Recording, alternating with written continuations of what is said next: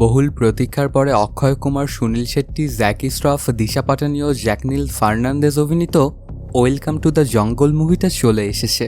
তো আমিও চলে আসলাম এটার এক্সপ্লেইন নিয়ে। তোমাদের জন্য এত কষ্ট করে নতুন নতুন সিনেমার গল্প নিয়ে আসি, তাহলে তো একটা লাইক আমি আশা করতেই পারি।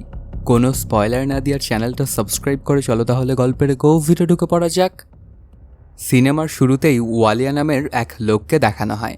তিনি দেশের অনেক বড় মাপের একজন ব্যক্তি। ওনার আবার দেখা হয় ফাইন্যান্স মিনিস্টারের সঙ্গে। উনি ছিলেন ওয়ালিয়ার খুব ভালো বন্ধু। তখন ফাইন্যান্স মিনিস্টার ওয়ালিয়াকে জানায়, তোমার যে হাজার হাজার কোটি টাকার ধন সম্পদ আছে, এর উপরে কিন্তু ইনকাম ট্যাক্স ডিপার্টমেন্টের নজর পড়েছে। এর জন্য তোমাকে টাকা পয়সা এদিক ওদিক করতে হবে এবং তোমার যে প্রচুর লস হয়েছে সেটা সবাইকে দেখাতে হবে। আমি তোমার বন্ধু, এর জন্যই আমি তোমার ভালোর জন্য এই কথাগুলো তোমাকে বলছি। এবারকার ইলেকশনে আমার মনে হচ্ছে না আমরা কোনোভাবেই জিততে পারবো। যদি অন্য কোনো সরকার চলে আসে তাহলে তোমার সম্পদের ওপর ঠিকই কিন্তু রেট পড়ে যাবে। এই কারণেই ওরা সবাই মিলে একটা মিটিং করে এবং সেখানে ডিসিশন নেওয়া হয় ওরা একটা ফ্লপ ফিল্ম বানাবে। এই সিনেমাটাতে ডিরেক্টর থেকে শুরু করে অ্যাক্টর সব কিছুই নেওয়া হবে ফ্লপ। এই ব্যাপারটা আমাদের ওপরে বর্তাবে যে আমরা এটা কত বেশি বাজেটের ওপরে বানাতে পারি। ওদের সিনেমাটা খুব তাড়াতাড়ি শেষ করতে হবে। এর জন্য দেশের সবচেয়ে বড় ফ্লপ দুই ডাইরেক্টরকে ওদের কাছে ডাকা হয়। ওদের নাম ছিল দেব এবং দাস।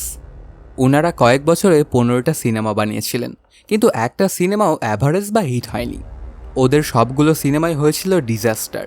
ওদের কাছে এতটা বাজেট নেই যে ওরা সেটা দিয়ে ভালো কোনো একটা ছবি বানাতে পারে। যদি ওদেরকে টাকা দেওয়াও হয় তারপরেও তারা ভালো ছবি বানাতে পারবে না, কারণ তাদের কাছে তো কোনো গল্পও নেই ভালো। ওদের যে ক্যামেরা ম্যানটা আছে তার এক চোখ খানিকটা খারাপ আর অন্য চোখ পুরোপুরি খারাপ। তবে এটাই হচ্ছে ওদের ক্যামেরাম্যান, আর পুরো সিনেমার শুটিং করবে ইনি। এসব কিছু দেখার পরে ওয়ালিয়া বুঝতে পারে যে তার ছবিটা 100% ফ্লপই হবে। এবার হিরোর সম্পর্কে জানায় দেবদাস। রাজীব নামের এক হিরোর কথা বলে। সে কোনো এক সময়ে ভালো হিরো ছিল, কিন্তু একদমই এখন সে একজন ফ্লপ হিরো। এর জন্য ওর অবস্থা এতটাই বাজে হয়ে গিয়েছিল যে ভোজপুরি ছবিতে এখন তাকে কাজ করতে হয়। তারপরেও দু একটা কাজ পায় আর অল্প কিছু টাকা। এর পরপরই ওরা চলে আসে রাজীবের সাথে দেখা করার জন্য। ওই সময়টাতে রাজীব ভোজপুরি ছবির শুটিং করছিল।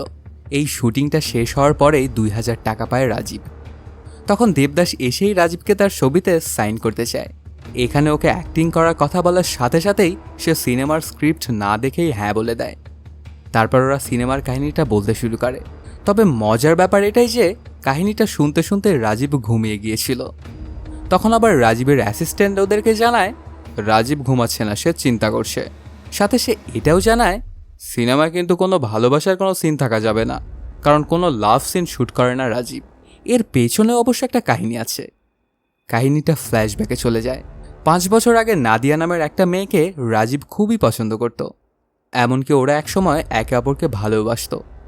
ওই সময় আবার রাজীবকে রাখি নামের আরেকটা মেয়ে পছন্দ করত।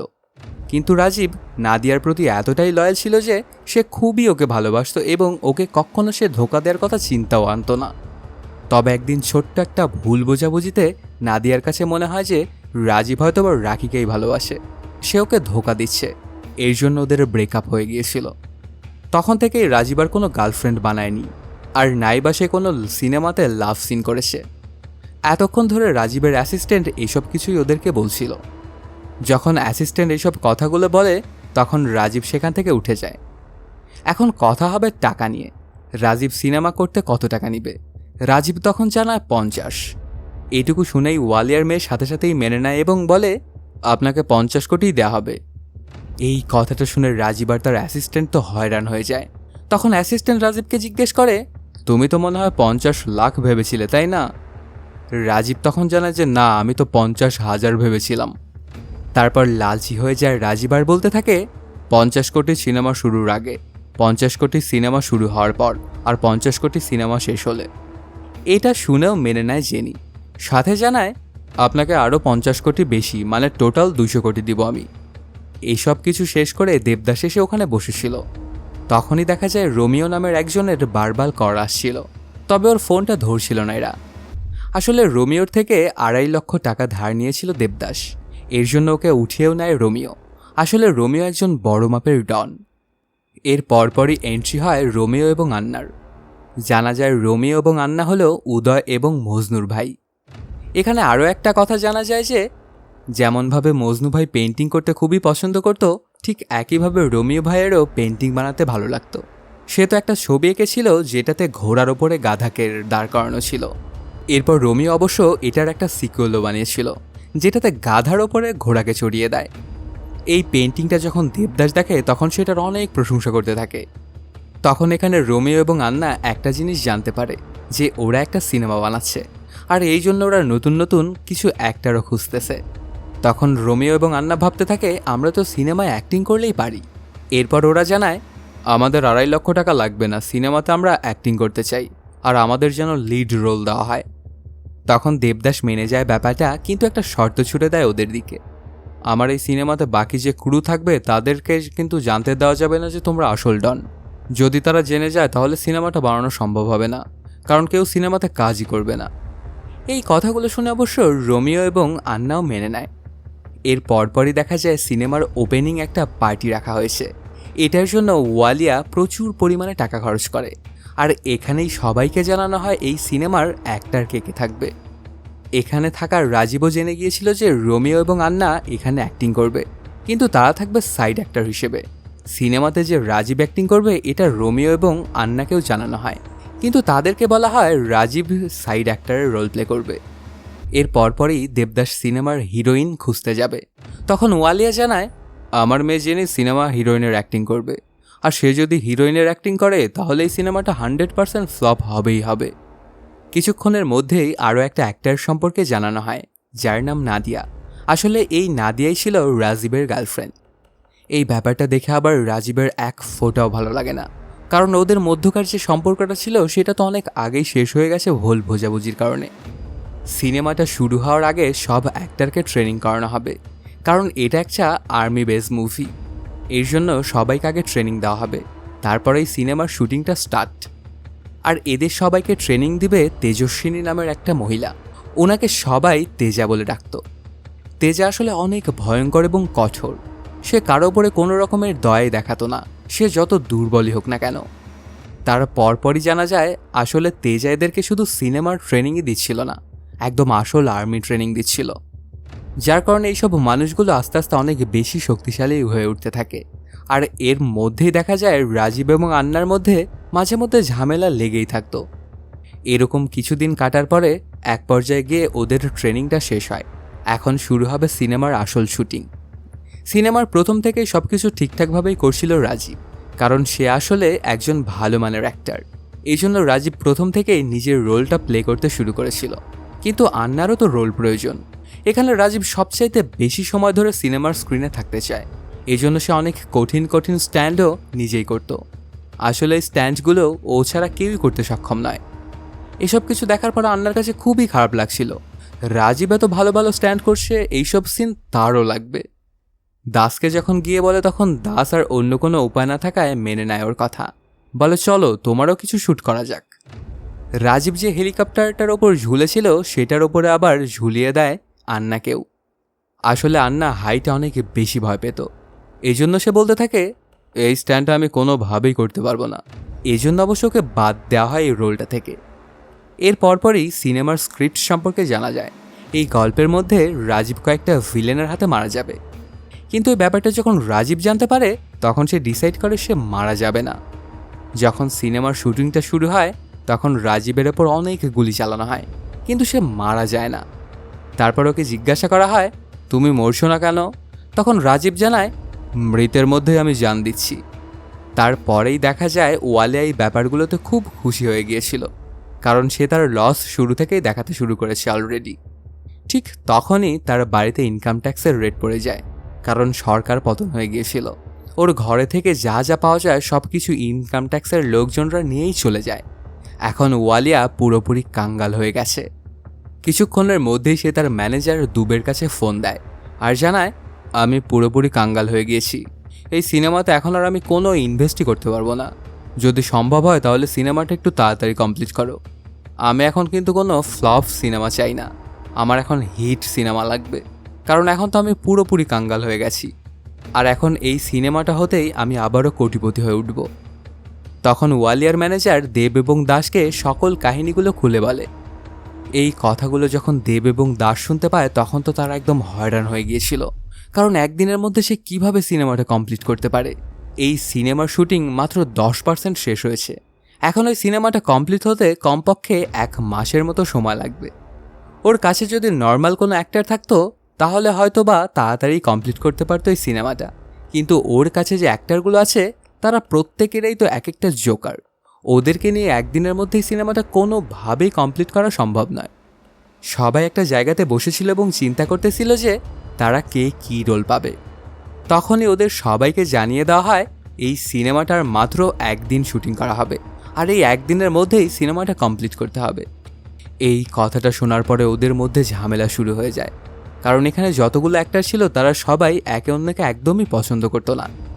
ওদের মধ্যকার ব্যাপার স্যাপারগুলো একদমই বাজে পর্যায়ে চলে গিয়েছিল যে ওরা মারামারি করার জন্য প্রস্তুত। তখন দেব এবং দাস ওদের কাছে আসে এবং হাত জোর করে বলে, যদি তোমরা এমনই করতে থাকো তাহলে কিন্তু তোমরা কেউই 1 পয়সাও পাবে না। যেহেতু সবাই অনেক বেশি পরিমাণ টাকা পেতে যাচ্ছিল, এর জন্য সবাই সেই চিন্তাটা করে চুপ হয়ে যায়। ওরা সবাই এখন দেব এবং দাসের কথা শুনতে শুরু করে। তখন দেব এবং দাস জানায়, এটা আমাদের জন্য অনেক বড় মাপের একটা চ্যালেঞ্জ। এখন আমরা 24 ঘন্টার মধ্যে এই সিনেমাটা শেষ করব। আমরা রিয়েল লোকেশনে গিয়ে এই সিনেমাটা শ্যুট করব। ওদের সবাইকে একটা গ্রাম সম্পর্কেও বলা হয়, সাথে জানানো হয় এই গ্রামের সবাই অ্যাক্টর। কিন্তু আসল সত্য তো এটাই যে এই গ্রামের একটা মানুষও আসল অ্যাক্টর নয়, তারা শুধুই মাত্র সাধারণ গ্রামবাসী। এই কথাটা ওদেরকে বলেছিল ডোমিনিক। সাথে সে আরও জানায়, এই গ্রাম কিন্তু আসলেই ভয়ঙ্কর, কারণ হরহামেশাই এখানে ডাকাতেরা অ্যাটাক করত। যদি এমনটা হয় যে আপনারা ওখানে অ্যাক্টিং করতে গেলেন আর সেখানে ডাকাত চলে আসলো, তাহলে কিন্তু আপনারা অনেক ঝামেলায় পড়ে যাবেন। এরপর কাহিনীটা ওই গ্রামের দিকেই শিফট হয়। এই গ্রামটার নাম আজাদগঞ্জ। এটা ছিল ইন্ডিয়া এবং পাকিস্তান বর্ডারের মাঝামাঝি। এই গ্রামে একটা ডাকাত হরহামেশাই অ্যাটাক করত। ওনার নাম জাতারা। তার সৈন্যও ছিল অনেক। ওদের সামনে কেউ টিকতেই পারত না। আসল সত্য তো এটাই যে এই গ্রামটা আসলে এখনো আজাদি হয়নি। এই গ্রামেই আবদুল্লাহ এবং হুসাইন নামের 2জন লোক থাকত। এরা ছিল আবার গাদ্দার। এরা জাকারার সাথে মিশেছিল।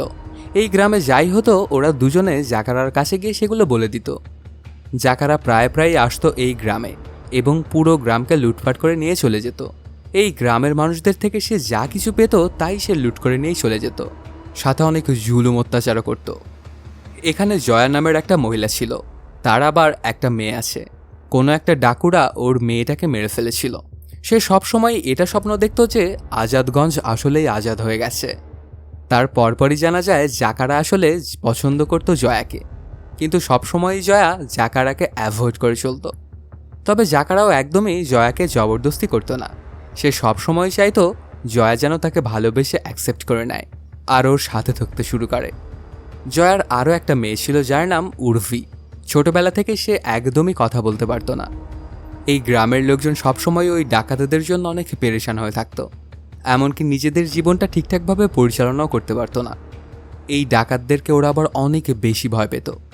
এদিকে দেবদাসরা চিন্তা করতে থাকে যে ওরা যেদিন আজাদগঞ্জে শুটিং করতে যাবে সেদিন ওখানে আবার ডাকুরা অ্যাটাক করতেও পারে, আবার নাও করতে পারে, কারণ ওরা তো চুপচাপ সেখানে যাবে এবং শুটিং করেই সেখান থেকে চলে আসবে। তার পরপরই ওরা সিনেমাটা শুটিং করার জন্য আজাদগঞ্জে যেতে শুরু করে। 3টা হেলিকপ্টার নিয়ে ওরা পৌঁছে গিয়ে আজাদগঞ্জ। ওরা শুধু একটা ক্যামেরা দিয়েই সিনেমাটা শ্যুট করবে না, গ্রামের অনেক জায়গাতেই অনেকগুলো ক্যামেরা লাগানো হবে, আর এটা একদম রিয়েলিটি শোয়ের মতো শুটিং করবে ওরা। সিনেমার কাহিনীটা এমন ছিল যে এখানে কিছু টেররিস্ট অ্যাটাক করবে এবং তাদেরকে ওরা সবাই মিলে মারবে। ওই গ্রামে গিয়ে যখন তারা পৌঁছে তখন ওদের মোলাকাত হয়ে যায় আবদুল্লাহ এবং হুসাইনের সাথে। ওরা মনে মনে ভাবছিল এরাই হয়তোবা সেই লোক যাদের ওপরে ওদের অ্যাটাক করতে হবে আর ওদেরকে মেরেও ফেলতে হবে। তখন আবদুল্লাহ আবার ভাবসাব বুঝেই এদের কাছে মাথা ঝুঁকায় আর বলে, আমি আপনাদেরকে গ্রামে নিয়ে যাব। এরপর থেকে আমি আর এমন কোনো কাজই করব না, আর নাই বা কোনো দিন গ্রামের লোকজনের সাথে গাদ্দারি করব। এখন সব সময় আমি গ্রামের মানুষেরই সাথ দিব। আবদুল্লাহ তখন এদেরকে জাকারার সম্পর্কে সব কিছুই বলে দেয়। জাকারার সম্পর্কে এরা যখন সব কিছু জানতে পারে তখন ওরা মনে মনে ভাবতে থাকে হয়তোবা এই সিনেমার ভিলেন হচ্ছে জাকারা। এর পরপরে ওরা এসে গ্রামবাসীদের সাথে দেখা করে। ওরা তো ভাবছিল এই গ্রামের সবাই হচ্ছে অ্যাক্টর আর যে যার ক্যারেক্টার প্লে করছে। যখন গ্রামের মানুষজন তাদের আসল সমস্যার কথা বলছিল তখন তারা তো মনে করছিল এরা আসলেই ভালো অ্যাক্টর আর খুব ভালো অ্যাক্টিংও করছে। তখন অবশ্য রাজীব আবার সেখানে একটা ক্যামেরা দেখতে পায় আর ওর ভেতর থেকে বেরিয়ে আসে আসল অ্যাক্টর। বলতে থাকে, আমি পুরো গ্রামকে জাকারার হাত থেকে বাঁচাবো। ঠিক তখনই ওর কাছে চলে আসে জয়া এবং জানায়, গত 20 বছর ধরে তুমি কোথায় ছিলে? গ্রামের ওপরে জুলুম হচ্ছে, সব মানুষই অনেক দুঃখী, সবাই খুবই পেরেশান। এখন তুমি আমার মনে হয় না আর কিছু করতে পারবে। এখানে সবাই মনে করছিল জয়া হয়তো বা অ্যাক্টিং করছে, আর সে অনেক ভালো মাপের অ্যাক্টর। দেখা যায় দেবদাস আসলে একদিনের মধ্যে শুটিংটা শেষ করতে চাইছিল, এজন্য সে কাউকেই বলেনি যে তাদেরকে কি করতে হবে। সব কাজ তো রাজীব একা একাই করছিল নিজে থেকেই। এরপর রাজীব তো অনেক ভারী ভারী ডায়লগ বলছিল ক্যামেরার সামনে দাঁড়িয়ে, কারণ সে সিনেমার মধ্যে অনেক বেশি সিন চাইতো। তখন দেবদাস ভাবতে থাকে, এই সিনেমাটা আমাদের যত তাড়াতাড়ি সম্ভব শেষ করতে হবে। এর জন্য সিনেমার ক্লাইম্যাক্স সিনটা আমাদের এখানেই শ্যুট করা উচিত। আমাদের 3-4 জন লোককে খুঁজতে হবে যারা ভিলেন হয়ে এখানে আসে এবং এই গ্রামের ওপরে অ্যাটাক করে। তখন দেবদাসকে বলে, 4 জনকে তুই খুঁজে আনবে আর 4 জনকে আমি খুঁজে আনবো। তারপর এখানে আমরা ফাইট সিকোয়েন্সটা রাখবো এবং এটা দিয়েই সিনেমাটা শেষ করে দিব। এরপরেই ওরা লোকজন খোঁজার জন্য বেরিয়ে পড়ে। কিছুক্ষণের মধ্যেই দেখা যায় সেখানে 4 জন গুন্ডা চলে আসে জাকারার। ওদেরকে দেখে দেব এবং দাস ওরা দুজনেই ভাবতে থাকে এটা হয়তো বা অন্যজন এনেছে। সাথে এটাও বুঝতে পারে অন্যজন তো খুব ভালো কাজ করেছে। ওই ভিলেনগুলো এখানে আসার পরপরই সব অ্যাক্টর মিলে ওদের উপরে ঝাঁপিয়ে পড়ে, ওদের সবাইকে অনেক বাজেভাবে মারতে শুরু করে দেয়। কারণ এখানে শুধু সিচুয়েশনটা বোঝানো হয়েছিল, কার যে কী রোল হবে সেটা তাদেরকে বলে দেওয়া হয়নি। এজন্য সবাই বেশি সময় ধরে ফ্রেমে আসতে চাইছিল। এখানের ভাবসাব খারাপ দেখে ওরা সবাই পালিয়ে চলে আসে জাকারার কাছে। এবার দেবদাস চিন্তা করতে থাকে ওরা এখানে একটা গান রাখবে এবং সিনেমাটা এখানেই শেষ করে দিবে। তারপর অবশ্য সেই গানের শুটিংটা শুরুও হয়ে যায়। গ্রামবাসীরা তো সব মহা খুশি। দেবদাস চিন্তা করছিল এই সিনেমাটা হ্যাপি এন্ডিংয়ের দিকে এগোচ্ছে, তবে এখানের ব্যাপারটা তো একদম উল্টোই ঘটে। গ্রামবাসীরা তো এই ভুয়া সোলজারদের ওপর ভরসা করে ফেলেছিল। ওরা এমনটা ভেবে নিয়েছিল যে এরা হয়তোবা তাদেরকে বাঁচাতে এসেছে। তবে কিছুক্ষণের মধ্যেই দেখা যায় সেখানে জাকারা এবং তার লোকজনেরা চলে আসে। এবার শুধু 4 জন ছিল না, কয়েকশো লোক নিয়ে এখানে এসেছিল জাকারা। ওদের দেখা মাত্রই তো রাজীবের ভেতর থেকে আসল অ্যাক্টর বেরিয়ে আসতেছিল। সে তার ক্যারেক্টারের মধ্যে একদম ঢুকেই পড়েছিল। ওরা আসার পরেই তো রাজীব ডায়লগ বলা শুরু করে দেয়, কিন্তু ততক্ষণে দেবদাস বুঝে গিয়েছিল যে এরা আসল গুন্ডা। আর আমরা যে জাকারার নাম শুনেছিলাম ইনিই হচ্ছে সেই জাকারা। এর পরপরই দেব এবং দাস গিয়ে সকল অ্যাক্টরদেরকে বলে দেয় যে এরা কিন্তু আসল গুন্ডা। কিন্তু রাজীবকে এটা বলতে ভুলে গিয়েছিল ওরা। যখন জাকারা এখানে গুলি করতে শুরু করছিল তখন রাজীবও বুঝে গিয়েছিল যে এরা হচ্ছে আসল গুন্ডা। এখন ওর জীবন সংকটময়। যেহেতু রাজীব সবচাইতে বেশি ডায়লগ মেরেছিল, এর জন্য মনে মনে ভাবতে থাকে জাকারা যদি এখানে থাকা কাউকে মারে তাহলে সে প্রথমে আমাকেই মারবে। এর জন্য সবাই মিলে ডিসাইড করতে থাকে যে ওদের গ্যাংয়ের সাথে কথা বলতে কে যাবে। রাজীব ভাবে দিলের যাওয়ার কথা। তখন অবশ্য দিলের বলে, আমার এই নাম রাখা হয়েছে তাই বলে কি আমি সেটাই হয়ে যাব নাকি? আমার বউয়ের নাম শান্তি, কিন্তু সে সবসময় অশান্তি লাগিয়ে রাখে বাড়িতে। আমার শালিকার নাম শর্মিলা, কিন্তু ওর থেকে বেশরম মেয়ে আমি আমার জীবনেও দেখিনি। অন্য কোনো উপায় না থাকায় রাজীবকেই এখন জাকারার কাছে যেতে হয়, ওর সাথে গিয়ে কথা বলে। এতক্ষণে গ্রামবাসীরা এটা বুঝে গিয়েছিল যে এরা আসল সোলজার নয়, সবাই নকল সোলজার। আর ওরা গিয়ে এখন তো জাকারার কাছে নিজেদের জান ভিক্ষা চাইছে। ওরা সবাই এতক্ষণে বুঝে গিয়েছিল যে জাকারাকে এখন যে কোনোভাবে খুশি করতে হবে, তাহলে হয়তোবা ওদের জীবন তারা ফিরে পাবে। এর জন্য রাজীব, জেনি এবং নাদিয়া মিলে জাকারার সামনে গিয়ে ডান্স করতে শুরু করে। এতে যেন জাকারার মনটা খানিকটা নরম হয় এবং ওদেরকে ছেড়ে দেয়। কিন্তু এই নাচটা দেখে জাকারার মন একদমই ভরে না, এখনও জাকারা ওদেরকে মারতেই চাইছিল। ঠিক ওই মুহূর্তেই আবার সামনে চলে আসে জয়া। সে এসেই বলে, আমি জানি তোমরা সবাই হচ্ছে নকল সোলজার, হয়তোবা তোমরা আমাদেরকে বাঁচাতে পারবে না, আর তোমরা তো আমাদেরকে ধোকাও দিয়েছ, তবে তোমরাও তো মানুষ, এজন্য আমি চাই না যে তোমরা মারা যাও। এসব চিন্তাভাবনা করেই জয়া চলে যায় জাকারার কাছে আর বলে, আমি তোমার সাথে যাওয়ার জন্য প্রস্তুত। এই কথাটা শুনে অনেক খুশি হয়ে যায় জাকারা এবং জানায়, এই জিনিসটা তো আমি অনেক আগের থেকেই চাইছিলাম। আজকে সন্ধ্যায় 5:30টার সময় আমি এখানে আসব, তোমাকে কিন্তু নিয়ে যাব, তুমি তৈরি থেকো। আর এখানে যত নকল সোলজার আছে তারা যেন এর মধ্যেই এখান থেকে চলিয়ে যায়। এই কথাটা শোনার পরেই সেখান থেকে সব অ্যাক্টররা পালাতে শুরু করে।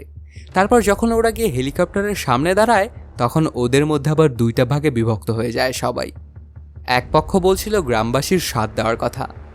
তখন রাজীবের টিম জানায় এখান থেকে যত তাড়াতাড়ি সম্ভব আমাদের পালাতে হবে, তা না হলে হয়তো বা জাকারারা এসেই আমাদেরকে মেরে ফেলবে। আর অন্য গ্যাংয়ে ছিল আন্নারা, তারা তখন জানায় জয়া এবং গ্রামবাসীদের সাথ দিতে হবে আমাদের। জয়া তো আমাদের জন্যই ওর নিজের জীবনটা পর্যন্ত স্যাক্রিফাইস করে দিল, এর জন্য আমরা গ্রামবাসীদের সাথ দেব এবং ওদেরকে সাহায্য করব। কিন্তু এখানে রাজীব এবং তার সাথীরা একদমই ব্যাপারটা মেনে নিতে পারছিল না। তখন এখানে আবার জয়া চলে আসে। ওকে দেখে এমনটা মনে হচ্ছিল সেও হয়তো বা রাজীবদের সাথেই চলে যাবে, কিন্তু সে জানায় আমি তোমাদের সাথে যাব না, কারণ আমি যদি তোমাদের সাথে চলে যাই তাহলে হয়তো বা পুরো গ্রামবাসীরাই বিপদের মধ্যে পড়ে যাবে। তবে আমি এটা চাই যে তুমি আমার মেয়ে উর্শিকে নিয়ে যাও। সে কথা বলতে পারে না, কিন্তু যে কোনোভাবে সে তার জীবনটা কাটিয়ে নেবে। তখন রাজীব অবশ্য উর্ফিকে তাদের সাথে নিয়ে যেতে থাকে। ঠিক তখনই মাঝ রাস্তাতেই উর্ফির আওয়াজটা আবারও ফিরে আসে, আর সে জোরে জোরে তার মাকে ডাকতে শুরু করে। অন্যদিকে দেখা যায় আন্নার যে টিমটা ছিল তারা গ্রামের মধ্যে চলে এসেছে। গিয়ে তখন দেখতে পায় জাকারার অনেক মানুষই সেখানে এখনও আসেই, আর ওরা গ্রামবাসীদের ওপরে জুলুম অত্যাচার করছিল। তারপর আন্নার লোকজন সেখানে যায় এবং ধীরে ধীরে ওদেরকে মারতে শুরু করে। কিন্তু অবস্থা এক পর্যায়ে এমনটা হয়ে গিয়েছিল যে ওরা জাকারার মানুষদের সাথে পেরে উঠছিল না। দেখে এমনটা মনে হচ্ছিল যে আন্নার লোকজনেরা হয়তো এখানেই মারা যাবে। কিছুক্ষণের মধ্যেই সেখানে চলে আসে রাজীব এবং তার গ্যাং। একদম হিরোর মতো এন্ট্রি নেয় রাজীব। এখানে এসে সবাইকে গুলি করে পাখির মতো মারতে শুরু করে দেয়। এখানে খুব ভালো একটা ফাইট সিন হচ্ছিল। এরা সবাই মিলে জাকারার লোকদেরকে মেরে ফেলে। এই ফাইটটাতে ওরা জিতে গিয়েছিল, কিন্তু এখনও তো আসল ফাইটটা বাকি, কারণ জাকারার অনেক লোক এখনও তার সাথেই ছিল।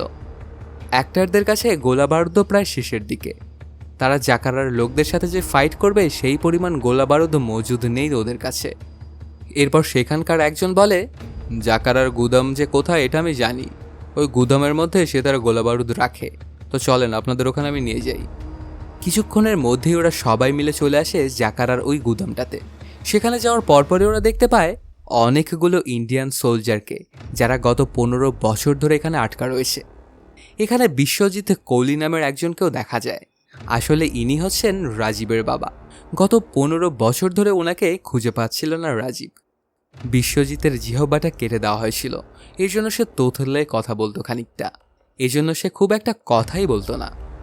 এখান থেকে রেহাই পেয়ে বিশ্বজিৎ প্রথম কাজটা করে তার কর্নেলকে ফোন লাগায়। ওনাকে জানায় আজাদগঞ্জে খুব তাড়াতাড়ি একটা হামলা হতে যাচ্ছে, আমরা পুরো গ্রামবাসীকে নিয়ে বর্ডারের ওপারে চলে আসব। 20 মিনিট পরে আপনারা ওখানে স্ট্রাইক মারবেন। এখানে থাকা সোলজাররা অবশ্য ওর কথাটা মেনে নিয়েছিল এবং 20 মিনিট পরেই ওখানে অ্যাটাক করবে বলে ডিসাইড করে। কিন্তু এই 20 মিনিটের মধ্যে সেখান থেকে সকল গ্রামবাসী এবং বাকি সবাইকে বর্ডারে নিয়ে আসতে হবে। আর যদি তারা এটা করতে সক্ষম হয় তাহলেই শুধুমাত্র ওদের জীবনটা বেঁচে যাবে, আর যদি ওরা এটা করতে সক্ষম না হয় তাহলে ওদেরকে মারা পড়তে হবে। ঠিক তখনই আবার ওখানে জাকারার লোকজনটা চলে এসেছিল। জাকারা এবার অনেক লোকজন নিয়ে এসেছিল, সবাই মিলে ওদের ওপরে অ্যাটাক করে দেয়। কিন্তু এখানে থাকা অ্যাক্টর এবং বাকি সোলজারগুলো ওদের ওপরে ভারী পড়ে যাচ্ছিল। এজন্য ওদের দুই গ্রুপের মধ্যে লড়াইটা প্রায় সমানে সমানে হয়। কোনোভাবে ওরা এখান থেকে প্রায় জিতেই যায় এবং বর্ডারের কাছাকাছি চলে আসে। ওদের মধ্যকার বেশিরভাগ মানুষই বর্ডার পর্যন্ত পৌঁছে গিয়েছিল, কিন্তু কিছু মানুষ এখনও পিছিয়েই আছে, যাদের মধ্যে প্রথম নামটা ছিল বিশ্বজিতের, যে কিনা এখনও জাকারার সন্ত্রাসীদের সাথে লড়াই করেই যাচ্ছিল। আর 2 নাম্বার নাম ছিল উর্ফির, যে জঙ্গলের মধ্যে গিয়ে হারিয়ে গিয়েছিল। কিছুক্ষণের মধ্যে অবশ্য বিশ্বজিৎ উর্ফিকে দেখতে পায় এবং তাকে নিয়েই যেতে থাকে ওই বর্ডারের দিকে। কিন্তু ততক্ষণে সেখানে ওদের কাছাকাছি চলে এসেছিল জাকারা এবং তার লোকজনেরা। ওদের মধ্যে শুরু হয়ে যায় তুমুল ফাইট। অনেকক্ষণ ধরেই চলে এই ফাইট। শেষে এখন শুধু বেঁচে আছে জাকারা। সে ছিল আসলে অনেক ভয়ঙ্কর একজন সন্ত্রাসী। এখন বিশ্বজিৎ এবং জাকারার মধ্যে শুরু হয়ে যায় ফাইট। এটা অনেকক্ষণ ধরেই চলমান থাকে, তবে শেষে বিশ্বজিৎ কোহলি এই লড়াইটা জিতে যায়। সে যখন লড়াইটা করছিল তখন সে উর্ফিকে বলে দিয়েছিল সে যেন বর্ডারের দিকে দৌড় লাগায়। উর্ফিও তাই ওর কথা মতো করেছিল তেমনটাই। বর্ডারের দিকে দৌড়ে এসে বর্ডার পর্যন্ত পৌঁছে যায়। কিছুক্ষণের মধ্যেই ওদের চোখের সামনেই আজাদগঞ্জকে একদম ধুলোর সাথে মিশিয়ে দেওয়া হয় এয়ার স্ট্রাইকের মাধ্যমে। এই ধামাকাটা হওয়ার সাথে সাথে ওরা বুঝতে পারে যে বিশ্বজিৎকে তারা হারিয়ে ফেললো এই ধামাকাতে। এই ব্যাপারটাতে অনেক কান্না করতে শুরু করে দেয় রাজীব। 15 বছর পরে ওর বাবাকে আবার ফিরে পেয়েছিল, আর এই অল্প একটু সময়ের মধ্যেই আবারও হারিয়ে ফেলল। ঠিক তখনই আবার পিছন থেকে ওর বাবা চলে আসে আর বলে, আমি এত তাড়াতাড়ি মরার বান্দা নই। তার পরপরই দেখা যায় বিশ্বজিৎ কিছু একটা খাওয়ার পরে তার আওয়াজটা খানিকটা ঠিক হয়ে গিয়েছিল। এখন সবার উদ্দেশ্যে সে খুব সুন্দর একটা বক্তব্যও দেয়। এতক্ষণে সেখানে তার কর্নেলও চলে আসে। ওই সময়টায় বিশ্বজিৎ একটা খাবার খাচ্ছিল এবং কর্নেলের সাথে কথা বলছিল। তখন কর্নেল বলে, কিছু খেতে খেতে কথা বলাটা কিন্তু ব্যাড ম্যানার্স, ওটা ফেলে তারপর তুমি আমার সাথে কথা বলো। এই কথাটা শুনে বিশ্বজিৎ সেটা ফেলে দেয় আর সাথে সাথেই সে আবারও তোতলা কথা বলতে শুরু করে, আর এর মাধ্যমেই শেষ হয়ে যায় সিনেমাটি। তো বন্ধুরা, কেমন লাগলো আজকের এই এক্সপ্লেনটি জানাতে কমেন্ট করো। আর যদি এখনও চ্যানেলটা সাবস্ক্রাইব না করে থাকো তাড়াতাড়ি সাবস্ক্রাইব করে নাও। দেখা হচ্ছে নতুন কোনো ভিডিওতে। Till then, সায়োনারা।